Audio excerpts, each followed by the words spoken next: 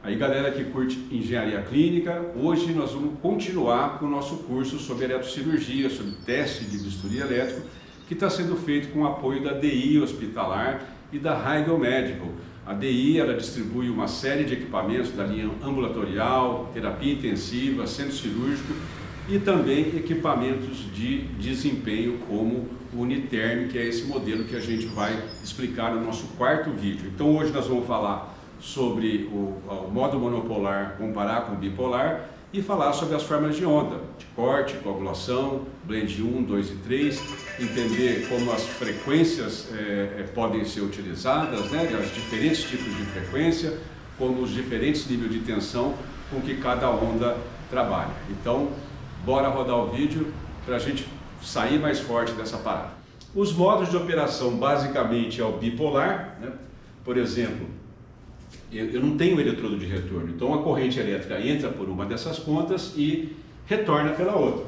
Já o monopolar não, eu tenho o gerador, o eletrodo ativo, que a gente chama, e o eletrodo dispersivo ou a placa de retorno. A gente fala para retorno, mas não é corrente contínua, tá? É corrente alternada, então a corrente está indo e voltando ali, não tem um fluxo ali, um sentido de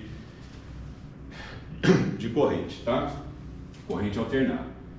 E a ideia do monopolar é essa estrutura aqui, a unidade eletrocirúrgica, na ponta aqui o eletrodo ativo, o eletrodo dispersivo conectado com o equipamento, aqui está o circuito elétrico, o circuito fechado do equipamento. E o monopolar é o mais comum, que você usa mais, né? O paciente ele completa o círculo, ele fecha o circuito.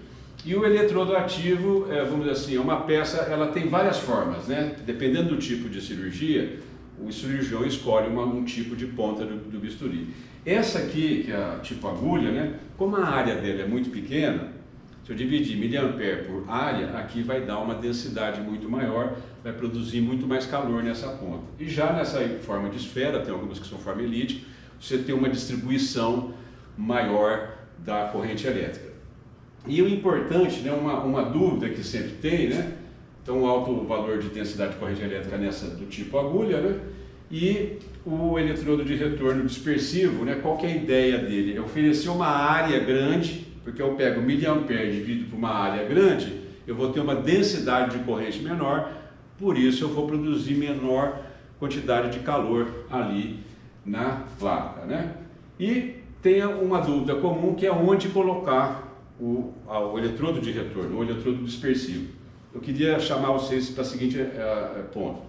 Se eu coloco a placa muito próximo do ponto de aplicação de cirurgia, imagina que seja essa distância aqui, eu vou ter essa corrente, toda essa corrente elétrica que vai sair desse eletrodo, ele vai vir para essa placa aqui. Então, vai acabar concentrando nessa placa todo o retorno. E aqui eu posso ter um aquecimento maior, eu aproveito pior a placa.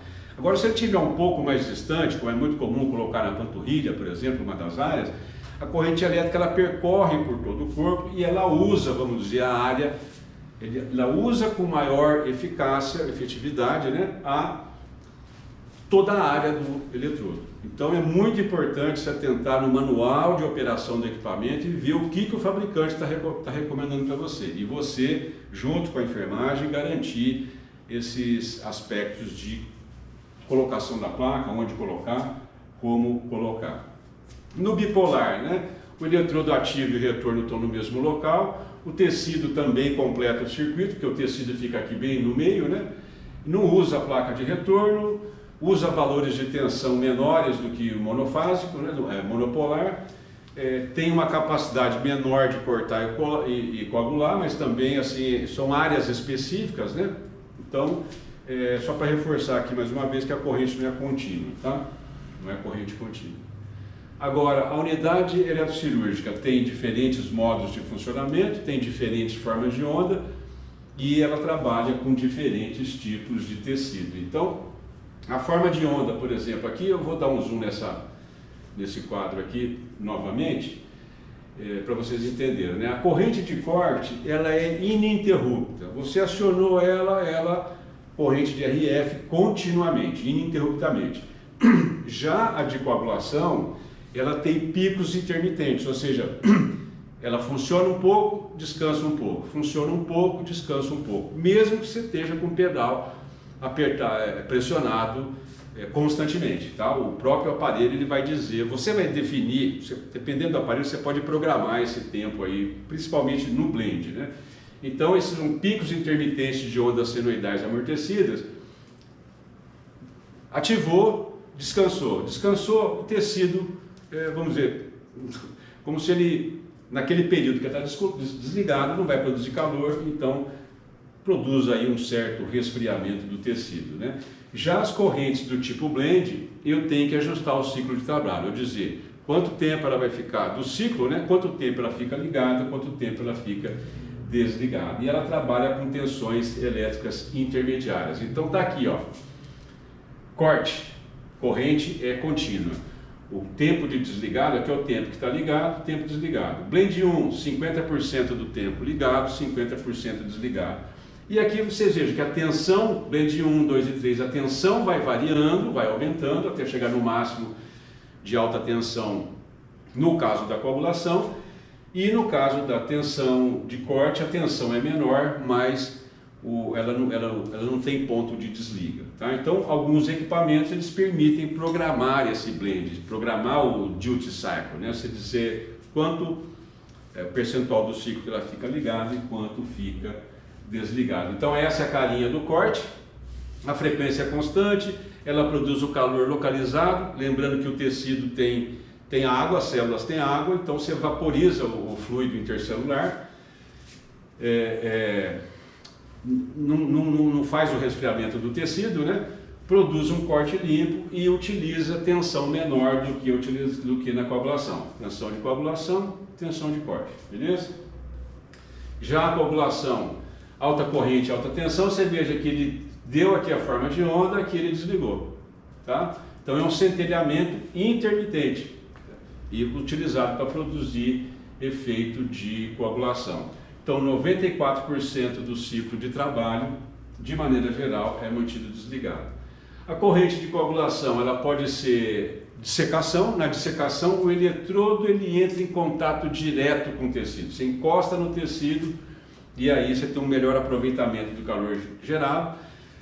Como você encosta no tecido, a densidade de corrente ela é menor, é uma área mais ampla, e o que acontece com o tecido? Ele desidrata, você seca o tecido, né? Por isso que chama dissecação, né?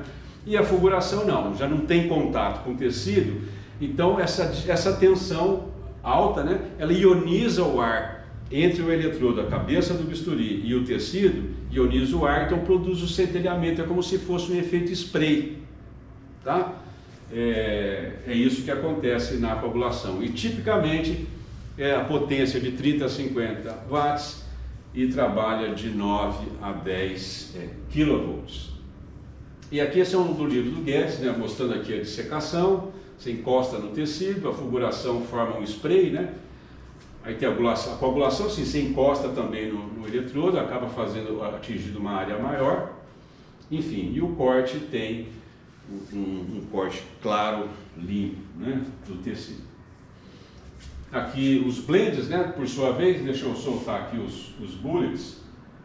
Eu tinha ajustado isso aqui, mas acaba escapando, né? Então você modifica o ciclo de trabalho, 50% desligado, 40% ligado, 25% ligado, blend 1, 2, 3, e as tensões vão variando. Então isso você vai ter que medir, você vai precisar de um aparelho para medir, ver se o equipamento está entregando aquilo que ele deveria entregar. Então, dependendo do blend 1, vai variar a hemostasia, né, que é a diminuição do sangramento, variando a tensão e corrente. Você vai variar também o grau de hemostasia que você vai atingir. Também produz a vaporização do tecido, garante hemostasia, inclusive no período que ele está desligado. Você vai produzir um maior efeito de corte quanto maior for o tempo on, né, do duty cycle, quanto maior for o tempo que ficar ligado, mais efeito de corte. Cortar e coagular, né, você pode cortar e coagular, diminuindo ali a perda sanguínea. isso aí está na mão do cirurgião, né? Muitas vezes o cara é muito bom, de cirurgia, gosta, sabe fazer, maneja isso com excelência, e isso também depende da mão de quem está usando. A gente oferece um pacotão de tecnologias, mas se o usuário não for bom, não adianta, né? Uma vez eu fiz um estudo sobre, lá no tempo, na época da tuberculose, um pouquinho até antes da tuberculose, aí nos anos 90, tinha uma série de slides de uma empresa que fabricava, esqueci o nome dela, era uma multinacional, e ele me emprestou uma série de slides e um texto, e estava ali o cara afirmando: eu prefiro ser operado por um ótimo cirurgião num deserto do que por um médico cirurgião mais ou menos no melhor centro cirúrgico do mundo, né? Dando uma ênfase que a técnica cirúrgica é muito importante. É lógico, se o cara tem uma técnica cirúrgica muito boa e você entrega para ele um equipamento top, aí junta a fome com a vontade de comer, né? Bom, pessoal, então era isso que a gente queria mostrar. Agora vocês já estão mais familiarizados com as formas de onda, com a nomenclatura que existe, né? E isso vai deixar você mais forte. E no próximo vídeo, na parte 3, nós vamos falar dos riscos associados e dos testes de desempenho, né? Por exemplo, corrente de fuga em radiofrequência, o teste da placa de retorno, né? Do sistema REM, se ele está funcionando direito, e os testes também de potência sobre cada tipo de carga, cada tipo de impedância que o equipamento oferece para vocês. Aproveitar e mandar um salve de novo para o pessoal da DI, para o pessoal da Heigl. Se você gostou, compartilha, se inscreva, tudo isso ajuda demais a aumentar a relevância do nosso tema nas redes. E no mais, muito obrigado pelo seu tempo. Valeu!